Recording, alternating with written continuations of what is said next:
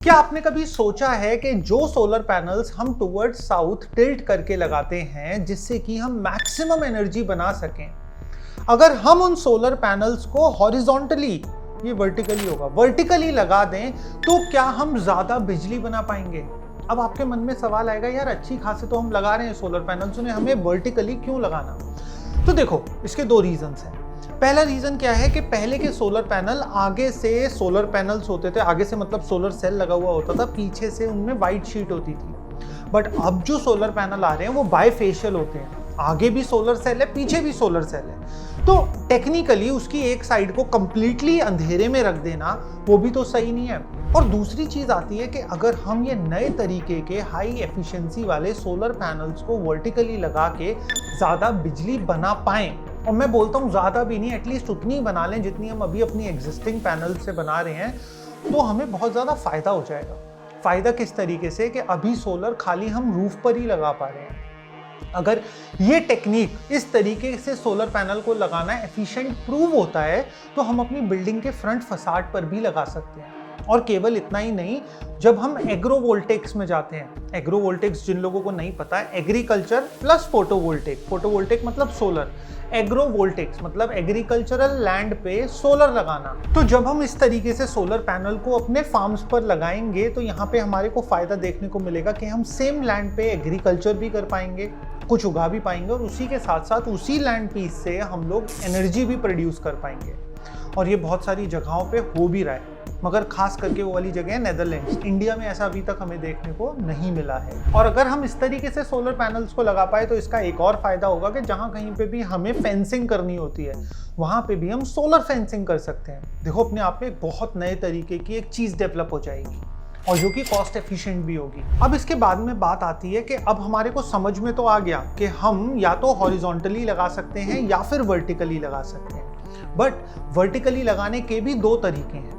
दो तरीके किस तरीके से कि सबसे पहले तो हम डायरेक्शन देखेंगे कि हम उन्हें वर्टिकली ईस्ट टू वेस्ट लगाएंगे या फिर हम उन्हें वर्टिकली साउथ टू नॉर्थ लगाएंगे। मतलब या तो हम ऐसे लगाएंगे या फिर हम ऐसे लगाएंगे। तो ये दो तरीके हैं। तो जो आईआईटी में एक रिसर्च हुई, आईआईटी रायपुर के अंदर, तो उन्होंने अलग अलग पैनल्स को अलग अलग ओरिएंटेशन में रखा और उन्होंने कंपैरिजन करा हमारे रेगुलर जो हम साउथ की तरफ टिल्ट करके पैनल लगाते हैं उनसे। तो देखो, अब यहाँ पे सबसे पहले मैं आपको रिजल्ट बताता हूँ जो ईस्ट टू वेस्ट की तरफ में सोलर पैनल्स लगाए। हम हमेशा एक कर्व की बात करते हैं और उस कर्व को बोला जाता है डक कर्व। डक कर्व में क्या दिखाते हैं कि एक रेगुलर होम यूजर का इलेक्ट्रिसिटी कंजम्पशन। तो डक कर्व इसे इसलिए बोला जाता है क्योंकि इसकी जो शेप होती है वो डक की तरह मिलती है। अब क्या होता है कि जब अर्ली मॉर्निंग आवर्स होते हैं, आपका गीजर, आपका टोस्टर, आपके घर में टीवी, हर चीज़ चलती है क्योंकि उस समय हर बंदा तैयार हो रहा होता है, ऑफिस के लिए जा रहा होता है। तो इलेक्ट्रिसिटी कंजम्पशन मोटा मोटा अर्ली मॉर्निंग आवर्स में टिल 10:30 बहुत हाई होता है घरों में।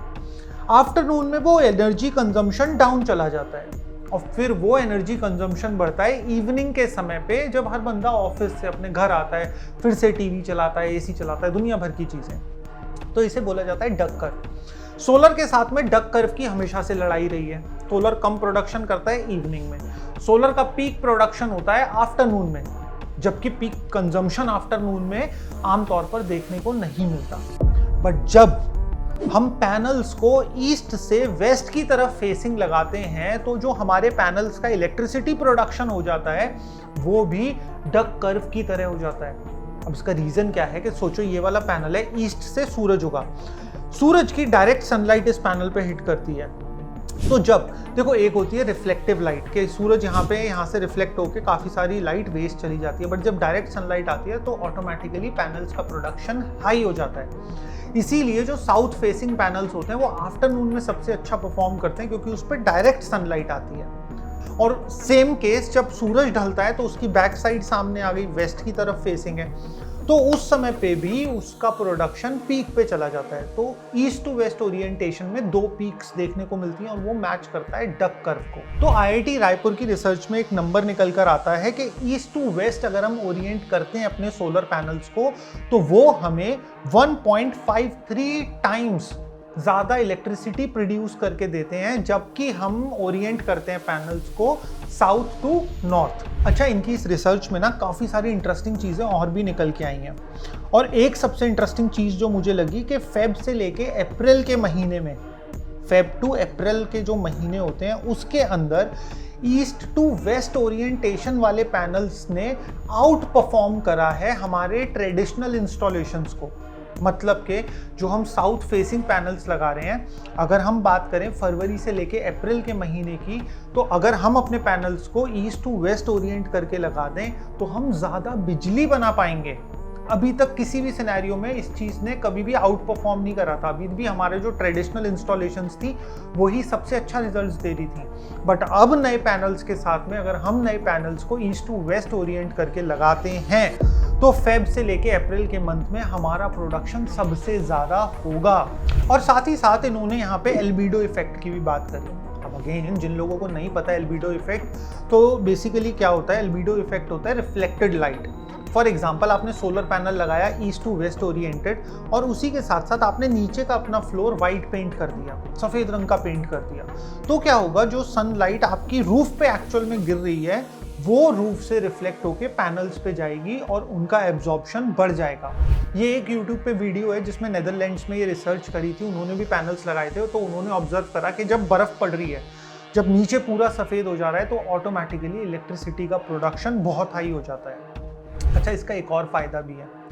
ये फ़ायदा एक्चुअल में जब हम एक्सपेरिमेंट करेंगे तब हमें रियलाइज़ होगा कि कितना ही फ़ायदे की चीज़ है। जब सोलर पैनल पे आफ्टरनून में, पीक आफ्टरनून में, दिल्ली जैसी जगह पे गर्मी के सीज़न में सोलर पैनल पे जब डायरेक्ट सनलाइट पड़ती है तो वो ऑटोमेटिकली उसका टेम्परेचर बहुत ज़्यादा राइज हो जाता है, मतलब सोलर पैनल बहुत गर्म हो जाता है। और जब सोलर पैनल गर्म हो जाता है तो उसकी एफिशिएंसी भी डाउन हो जाती है। बट जब हम अपने पैनल्स को वर्टिकली लगाते हैं तो यहाँ पे हमारे पैनल्स ओवर हीट नहीं होते, ज़रूरत से ज़्यादा गर्म नहीं होते, क्योंकि आफ्टरनून का जो स्कॉचिंग सन होता है ना, सबसे गर्म सन होता है, उसकी डायरेक्ट सनलाइट पैनल्स पर नहीं पड़ती, जिसकी वजह से इनकी एक तो लाइफ भी बढ़ जाती है और उसी के साथ साथ इनका इलेक्ट्रिसिटी प्रोडक्शन भी इंक्रीज हो जाता है। तो ये एक एडेड ऑन बेनिफिट है। और इसी के साथ साथ इसका एक और सबसे बड़ा फायदा निकल के आता है, खास करके डेजर्ट रीजन में। अब हमारे यहाँ पे जो सोलर सबसे ज़्यादा लगता है वो राजस्थान इलाके में लगता है। तो राजस्थान के लोग अगर इस तरीके से लगाएंगे तो उनको एक सबसे बड़ा फायदा देखने को मिलेगा कि उनके पैनल्स कम गंदे होंगे।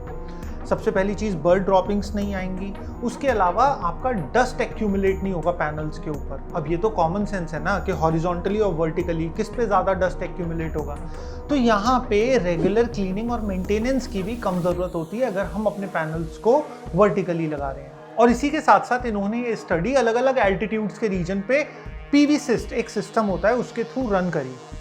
मतलब कि इन्होंने IIT की छत पे तो एक्चुअल में पैनल्स लगाए, बट उसका सिमुलेशन करा लेह रीजन में और अलग अलग ट्रॉपिकल रीजन्स में। और लेह का जो रीजन है उसको सबसे अच्छा बताया गया वर्टिकल इंस्टॉलेशंस के लिए। और इसके पीछे रीजन क्या है कि सबसे ज़्यादा लेह के अंदर इनको हाई एल्बिडो इफेक्ट दिखा, मतलब रिफ्लेक्टेड लाइट बहुत ज़्यादा दिखी, और उसी के साथ साथ एम्बिएंट टेम्परेचर भी पैनल्स को मिला।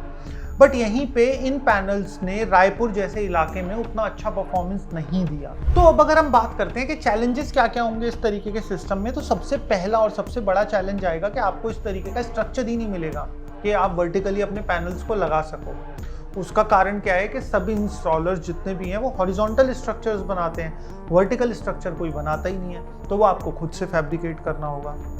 दूसरा चैलेंज क्या आएगा, जहाँ पे हवाएं बहुत तेज़ चलती हैं, 180 किलोमीटर्स पर आवर की हवा चल रही है या फिर 200 भी क्रॉस कर रही है कुछ इलाकों में, तो उन इलाकों में इस तरीके की इंस्टॉलेशंस के डैमेज होने के भी चांसेस बहुत बढ़ जाते हैं। तेज़ हवा, क्योंकि देखो जब पैनल इस तरीके से लगाए तो हवा का रेजिस्टेंस कम है, बट जब पैनल हमने लिटरली ऐसे लगा दिया तो हवा ठप करके लगेगी और पैनल को डैमेज कर सकती है। और पैनल के जो होल्स होते हैं एल्यूमिनियम केसिंग के अंदर, वो इतने ज़्यादा मजबूत या फिर इतने ज़्यादा कैपेबल नहीं होते कि वो इतनी हवा को हॉरिजॉन्टली हैंडल कर पाए, तो वहाँ पे पैनल के डैमेज होने के चांसेस भी बढ़ सकते हैं। तो बात करते हैं इस चीज़ की प्रैक्टिकल एप्लीकेशन की, कि मैं एक बंदा हूँ और मैं ये लगाना चाहता हूँ, तो मेरे लिए क्या फ़ायदा क्या नुकसान है और मुझे लगाना चाहिए कि नहीं इस तरीके से। तो देखो, सबसे पहली चीज़ आती है, आप अपने आप से पूछो कि आप ऐसा लगाना क्यों चाहते हो। अगर आपका एक फार्म है और आप अपने फार्म पे खेती के साथ साथ ये चीज़ करना चाहते हो तो आप बिल्कुल लगाओ, 100% लगाओ। आपको ये चीज़ ट्राई करनी चाहिए। बस उसके बीच में गैप इतना रखना कि एक पैनल की शैडो दूसरे पे ना आए और इतना गैप हो कि आपका ट्रैक्टर और मशीनरी बीच में से आराम से निकल सके, तो आप लगा सकते हो। 100% एग्रीकल्चर यूज में ये चीज़ आपको फ़ायदा देगी ही देगी। थोड़ा बहुत हो सकता है कि आपका बिजली का प्रोडक्शन कम हो और वो भी बहुत वेरिएबल होगा, बट आपको अच्छा इससे रिटर्न मिल सकता है। अब अगर दूसरी चीज़ पे आते हैं कि मैं एक होम यूज़र हूँ, मैं इस तरीके से पैनल लगाऊं तो कैसा रहेगा। तो देखो, होम यूज़र के लिए ये चीज़ उतनी फिजिबल नहीं है। उसके 2-3 रीजंस हैं। सबसे पहला रीज़न क्या है कि आपके पास एक तो एरिया लिमिटेड होगा।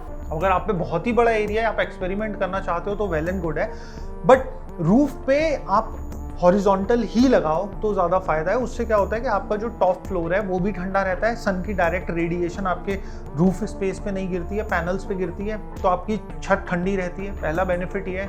और दूसरा बेनिफिट ये है कि जिस हिसाब से हाई एफिशिएंट पैनल्स आ रहे हैं, 700 वाट से भी ऊपर के अब कुछ पैनल्स आ गए हैं, तो आपका स्पेस जो है, रूफ का स्पेस, वो प्रॉपर यूटिलाइजेशन हो जाएगा अगर आप इसको हॉरिजॉन्टली रखते हो, वर्टिकली की जगह पे। और इसी के साथ साथ जो लोग BIPV में जाना चाहते हैं, बिल्डिंग इंटीग्रेटेड फोटोवोल्टिक्स, मतलब आपकी बिल्डिंग के फ्रंट फसाड पे आप लगाना चाहते हो, उसके लिए भी बहुत अच्छा है। कोशिश करना कि जो बिल्डिंग का जो आपका फेस है वो साउथवर्ड फेसिंग हो, तो आप अपने फ्रंट पे इनको लगा सकते हो। और अगर आप इस चीज़ में टॉपकॉन मतलब डुअल ग्लास पैनल्स का इस्तेमाल कर रहे हो तो इसके अंदर एक बहुत अच्छी एडवाइस देता हूँ कि आप पीछे की जो वॉल है उसको वाइट पेंट करा दो, और पैनल और बिल्डिंग के बीच में जो वॉल है और जो आपका सोलर पैनल है उसके बीच में एटलीस्ट 300 mm की क्लियरेंस रखो, तो आपको ज़्यादा अच्छा रिजल्ट इस चीज़ से देखने को मिलेगा। वैसे गुड़गांव में भी कई जगह पे मैंने बिल्डिंग पे देखा है, MNRE की नई वाली बिल्डिंग पे भी है, उन्होंने पूरी बिल्डिंग के फ्रंट फसाड पे सोलर पैनल्स लगाए हैं। और बस ये 2 चीज़ें ध्यान रखनी है, बिल्डिंग का जो बैकड्रॉप हो, बिल्डिंग का जो कलर हो वो वाइट हो, जिससे कि हमें एल्बिडो इफेक्ट बहुत अच्छा मिल सके। और उसी के साथ साथ पैनल और वॉल के बीच में 200 से 300 mm का क्लियरेंस रख दो। आप इसे लगाओ, बहुत अच्छा रिजल्ट आपको इसमें देखने को मिलेगा। और अगर आप लोगों के पास भी कोई कमर्शियल स्पेस है जहां पे आप वर्टिकल इंस्टॉलेशंस के लिए इंटरेस्टेड हो, 50 किलोवाट, 100 किलोवाट, तो आप ल्यूमेन सिटी को भी डायरेक्टली कॉल कर सकते हो, मेल कर सकते हो।